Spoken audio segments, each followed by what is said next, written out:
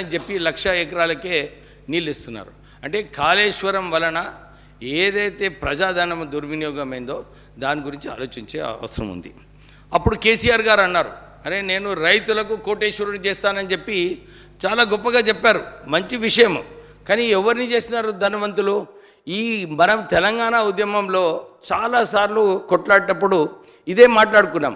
Telangana కాంట్రాక్టర్స్కి contracts ఇవ్వాలి, తెలంగాణ ప్రజలకు ఉపయోగపడేలాగా చేయాలని చెప్పుకున్నాం. కానీ కాళేశ్వరం ప్రాజెక్టులో కేవలం ఆంధ్ర కాంట్రాక్టర్స్ని అక్కడ వారికి ప్రోత్సహిస్తూ వాళ్ళను ఫోర్బ్స్లోనే అంటే ప్రపంచంలోనే ధనవంతులు చేసిన ప్రాజెక్ట్ అధ్యక్ష కేసీఆర్ ఇంకా కాళేశ్వరం ప్రాజెక్ట్.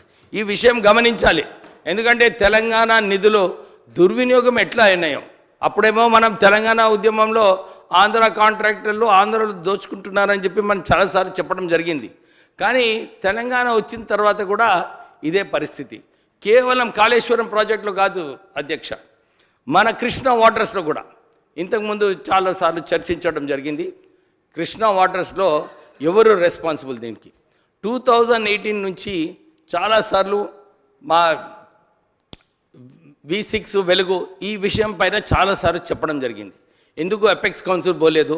అప్పుడు ముఖ్యమంత్రి, ఆనాటి ముఖ్యమంత్రి కేసీఆర్ గారు, జగన్ గారు వాళ్ళిద్దరు కూడా చాలా సన్నిహితులుగా ఉండి వాళ్ళు చర్చ చేసుకొని ఒక మ్యాచ్ ఫిక్సింగ్ అయినట్టు కనపడింది అధ్యక్ష. ఎందుకంటే చాలామంది స్పీకర్స్ ఇంతకుముందు కూడా చెప్పారు, పోతిరెడ్డి పాడపైన ఏదైతే 11,000 క్యూసెక్స్ హెడ్ రెగ్యులేటర్ ఉందో దాన్ని 44,000 క్యూసెక్స్ చేసి మళ్ళీ దాని తర్వాత 80,000 క్యూసెక్స్ చేయడము, మళ్ళీ సంగమేశ్వర్ ప్రాజెక్ట్స్, ఇవన్నీ కూడా ఇల్లీగల్ ప్రాజెక్ట్స్ అధ్యక్ష కృష్ణా వాటర్ మీద. అప్పుడు ఆనాటి ప్రభుత్వం ఎందుకు దానికి వ్యతిరేకంగా మాట్లాడలేదు?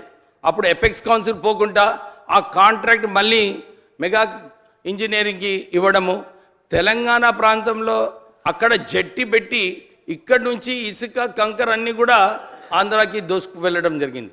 ఇంత దాని గురించి రాసినప్పుడు కూడా ప్రభుత్వం ఏం చర్యలు తీసుకోలేదు. కానీ V6 వెలుగు ఈ దీనిపైన కథనాలు వేసినందుకు బ్యాన్ చేయడం జరిగింది అధ్యక్ష.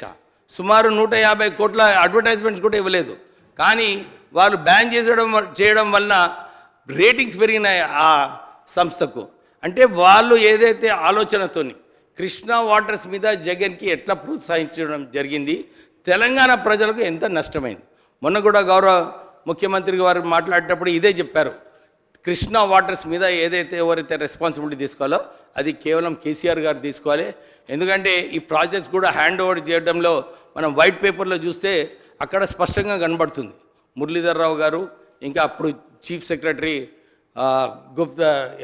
రజత్ గుప్తా గారు వాళ్ళిద్దరు కూడా మా మీటింగ్లో చెప్పడం జరిగింది, మేము హ్యాండ్ ఓవర్ చేస్తున్నామని.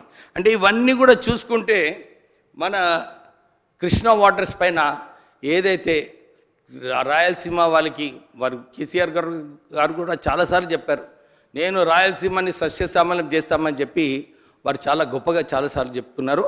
ఈ తెలంగాణకు ఏదైతే అన్యాయం జరిగిందో అక్కడ, ఎందుకంటే ఈ ఇల్లీగల్ ప్రాజెక్ట్స్ పోతిరెడ్డి పాడు పైన ఈ గాండ్ర